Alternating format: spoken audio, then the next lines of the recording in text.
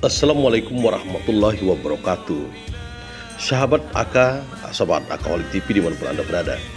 Tentu saja pada kali ini kita akan membahas tentang tokoh nasional, yaitu Kiai Haji Abdurrahman Wahid. Tentu saja semua orang paham dengan pemikirannya yang sangat toleran sekali. Siapa yang tidak kenal dengan sosok Gus Dur, Presiden Republik Indonesia yang keempat ini? Sosok luar biasa dan merupakan sosok yang menginspirasi, terkenal dengan kata-katanya. Itu aja kok repot. Untuk mengenang beliau, berikut kita akan membahas tentang biografi singkat Gus Dur atau Kiai Haji Abdurrahman Wahid. Abdurrahman Wahid atau yang akrab disapa dengan Gus Dur memiliki nama lengkap Abdurrahman Ad-Dahil. Secara etimologi, Ad-Dahil berarti sang penakluk. Namun dikarenakan nama Ad-Dahil tidak begitu dikenal, maka diganti dengan nama Abdurrahman Wahid. Sebutan Gus Dur dikarenakan lahir di lingkungan pesantren. Gus adalah kependekan dari kata bagus, yaitu sebutan yang sering diberikan kepada anak seorang kiai sebagai bentuk penghormatan di daerah Jawa Timur dan Jawa Tengah. Gus Dur dikenal sebagai tokoh yang kontroversial dan berdedikasi tinggi terhadap penegakan hak asasi manusia atau HAM, pembela kaum minoritas. Abdurrahman Wahid atau Gus Dur dilahirkan di Jombang, Jawa Timur 4 Agustus 1940. Gus Dur merupakan putra pertama dari 6 bersaudara.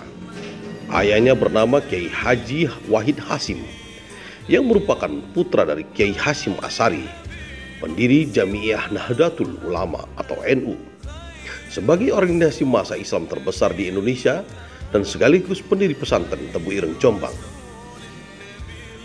Ibunya bernama Haja Soleha, merupakan putri Kiai Bisri Syansuri, pendiri pesantren Denayar Jombang, Jawa Timur. Kakek Kiai Haji Abdurrahman Wahid atau Gus Dur dari sanad ibunya merupakan Rais Am di Pengurus Besar Nahdlatul Ulama (PBNU) sebagai pengganti posisi Kiai Haji Wahab Hasbullah. Tahun 1949, ayah Gus Dur diangkat menjadi Kepala Menteri Agama pertama, sehingga keluarga Wahid Hasim pindah ke Jakarta untuk memasuki suasana yang baru. Setelah kepindahannya di Jakarta, berbagai tamu dari berbagai kalangan bertemu di kediaman Wahid Hasim. Hal itu menjadikan Gus Dur menambah pengalaman untuk mengenal dunia politik. Sejak kecil, Gus Dur sudah terlihat memiliki kesadaran penuh untuk mengembangkan tanggung jawab terhadap Nahdlatul Ulama atau NU. Sekitar bulan April tahun 1953, Gus Dur bersama ayahnya berangkat ke Sumedang, Jawa Barat untuk menghadiri pertemuan Nahdlatul Ulama atau NU dengan mengendarai mobil. Akan tetapi di tengah perjalanan mengalami kecelakaan yang mengakibatkan ayahnya meninggal. Setelah lulus dari sekolah dasar SD pada tahun 1953, Gus Dur dikirim oleh orang tuanya untuk belajar ke Yogyakarta untuk masuk ke sekolah menengah ekonomi pertama atau SMEP, Goongan, sekaligus menetap di pesantren Krapyak. SMEP merupakan sekolah formal yang dikelola oleh Gereja Katolik Roma. Sekolah tersebut banyak menggunakan kurikulum yang sekuler, dan dari sekolah tersebut Gus Dur pertama kali belajar bahasa Inggris karena Gus Dur merasa kurang leluasa aktivitasnya selama berada dalam dunia pesantren. Akhirnya Gus menerima pindah ke kota dan menetap di rumah Haji Junaidi yang merupakan salah seorang pimpinan lokal Muhammadiyah sekaligus orang yang sangat berpengaruh di sekolah SMEP. Rutinitas kesehariannya setelah sholat subuh, Gus Dur berangkat mengaji ke Kiai Haji Maksun Prayak. Pada siang harinya, Gus Dur sekolah di SMEP, dan malam hari Gus Dur ikut berdiskusi dengan Haji Junaidi dengan anggota Muhammadiyah yang lain. Untuk meningkatkan belajar bahasa Inggris, Gus Dur tidak hanya sebatas memahami buku-buku yang berbahasa Inggris, akan tetapi berusaha menggali informasi dari berbagai mancanegara dan aktif mendengarkan siaran radio Voice of America dan BBC London. Saat seorang bernama Sumantri, guru SMEP, Mengetahui Gus Dur pandai berbahasa Inggris, Sumantri memberinya buku berjudul What is to be Done. Pada saat yang sama Gus Dur telah mengenal Das Kapital Karl Marx, filsafat Plato, Thales, dan lain-lain. Tamat dari sekolah tersebut, Gus Dur melanjutkan pendidikan pesantren Tegal Rejo, Magelang, Jawa Tengah. Pimpinan Kiai Caudari, Gus Dur pun dikenal dengan ritual-ritual sufi yang mistik dengan bimbingan kiainya. Dari situlah Gus Dur sering melakukan ziarah ke kuburan-kuburan para wali yang keramat di Pulau Jawa. Pada saat di pesantren, Gus Dur tidak pernah lupa membawa koleksi-koleksi bukunya, sehingga membuat para santri yang lain heran melihat buku-buku bacaannya. Tak hanya itu, Gus Dur pun mulai menunjukkan kemampuannya dalam hal berbicara dan humor yang membuat santri lain terhibur dengan gaya bicara dan sifat humorisnya. Dalam kehidupannya di lingkungan pesantren ada sebuah cerita yang menarik dari sosok Gus Dur pada secara imitahan yang diselenggarakan sebelum puasa Ramadan. Acara tersebut bertujuan untuk menyambut kelulusan para santri yang telah selesai menempuh pendidikan.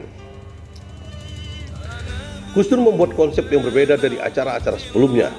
Acara imitihan dibuat sedemikian rupa sehingga tidak kelihatan terlalu formal dan kaku. Gus Dur menyediakan konsumsi serta hiburan rakyat seperti tarian tradisional, gamelan kuda lumping, jatihilan, dan masih banyak laginya. Padahal di dalam dunia pesantren, hiburan rakyat semacam ini tidak bisa dilakukan atau dianggap tabu. Acara tersebut diselenggarakan atas ide Gus Dur di pesantren Tegal Rejo. Setelah menghabiskan waktunya selama 2 tahun di pesantren Tegal Rejo, Magelang kemudian berpindah kembali ke Jombang dan menetap di pesantren Tabak Beras hingga Gus Dur berusia 20 tahun. Di pesantren Tabak Beras, Gus Dur menjadi ustadz sekaligus menjadi ketua keamanan di pesantren milik pamannya, yaitu Kiai Abdul Fatah. Saat usia 22 tahun, Gus Dur berangkat menuju Mekah untuk menunaikan ibadah haji, sekaligus menuju Mesir untuk melanjutkan studi di Universitas Al-Azhar. Setibanya di Mesir, Gus Dur merasa kecewa karena tidak dapat langsung melanjutkan ke kampus Al-Azhar karena harus masuk ke Madrasah Aliyah dahulu.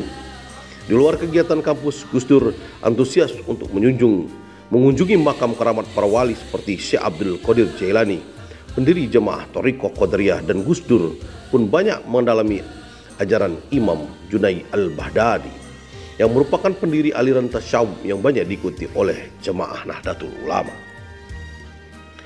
Dengan demikian, Gus Dur menemukan sumber inspirasi dalam wilayah spiritualnya. Setelah menyelesaikan pendidikan di Baghdad, Gus Dur bermaksud melanjutkan studi ke Eropa. Akan tetapi persyaratan cukup ketat karena harus menguasai bahasa Jerman, Yunani, dan Latin. Untuk menghilangkan rasa kecewanya, akhirnya Gus Dur menjadi pelajar keliling yang melakukan kunjung ke universitas-universitas lain. Akhirnya Gus Dur menetap di Belanda selama 6 bulan, sekaligus mendirikan suatu perkumpulan pelajar Muslim Indonesia dan Malaysia yang tinggal di daratan Eropa. Untuk memenuhi kebutuhan hidup selama di perantauan, dalam sebulan Gus Dur 2 kali pergi ke pelabuhan untuk kerja sebagai cleaning service kapal tanker, dan Gus Dur pun sempat pergi ke McGill University of Canada untuk memperdalam kajian keislaman. Kemudian Gus Dur kembali ke Indonesia setelah terilhami sebuah berita tentang perkembangan dunia pesantren, dan perjalanan studi berakhir pada tahun 1971, kemudian kembali ke Jawa dan memenuhi kehidupan baru sekaligus menjadi perjalanan awal karirnya. Semangat belajar Gus Dur tidak pernah surut. Tahun 1979, Gus Dur ditawari untuk menempuh pendidikan di Australia dan mendapat gelar doktor. Namun hal tersebut tidak bisa dipenuhi oleh Gus Dur. Gus Dur merupakan sosok yang gemar membaca dan sangat aktif memanfaatkan perpustakaan milik ayahnya dan sering berkunjung ke perpustakaan umum di Jakarta. Sejak usia remaja, Gus Dur sudah akrab dengan berbagai majalah, surat kabar, novel, serta buku-buku seperti tentang filsafat, serta dokumen-dokumen mancanegara juga tidak luput dibacanya. Selain gemar membaca, Gus Dur juga suka bermain bola, catur, menonton bioskop, dan mendengarkan musik. Setelah jatuhnya era Soeharto, banyak partai politik baru terbentuk. Pada Juni 1998, banyak orang dari komunitas NU berharap pada Gus Dur untuk membentuk partai politik. Pada Juli 1998, Gus Dur mulai menggapai ide tersebut. karena menyadari bahwa partai politik merupakan satu-satu cara untuk berjuang di dunia politik atau pemerintahan. Gus Dur akhirnya menyetujui pembentukan parpol yang kemudian diberi nama PKB atau Partai Kebangkitan Bangsa. Beliau menjabat Ketua Dewan Penasehat. Pada 7 Februari 1959, PKB secara resmi menyatakan Gus Dur sebagai kandidat pemilihan presiden. Kemudian pada Juni 1999, Partai PKB beraliansi dengan PDIP dengan tidak memiliki kursi mayoritas penuh. Pada Juli, Amin Rais membentuk Poros Tengah yang berisi partai-partai politik Muslim. Poros Tengah ini mencalonkan Gus Dur sebagai kandidat ketiga pada pemilihan presiden. Hal ini tentu saja merubah komitmen terhadap PDIP. Pada 7 Oktober 1999, Gus Dur secara resmi dinyatakan sebagai calon presiden oleh Poros Tengah.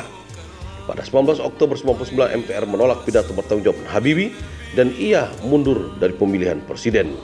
Kemudian Akbar Tanjung, Ketua Golkar dan Ketua Dewan Perwakilan Rakyat DPR menyatakan Golkar akan mendukung Gus Dur pada 20 Oktober 1999.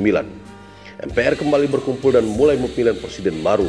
Abdurrahman Wahid kemudian terpilih sebagai Presiden Indonesia keempat dengan 373 suara, sedangkan Megawati hanya 313 suara.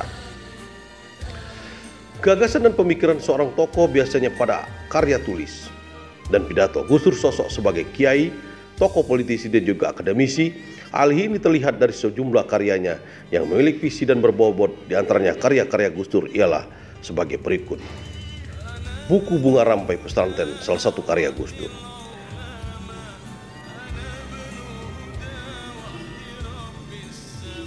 Tradisi keilmuan pesantren fikih, sofistik, akar tradisi keilmuan di pesantren bersumber pada pengiriman anak-anak muda dari kawasan Nusantara untuk belajar di Timur Tengah. Nah, sahabat sekalian, itulah cerita tentang Gus Dur, Presiden Republik Indonesia yang keempat. Semoga dapat menginspirasi kita dan kita doakan semoga Gus Dur diberikan tempat yang layak di sisi Allah Subhanahu wa taala sebagai pahlawan bangsa ini dan sebagai husnul khotimah.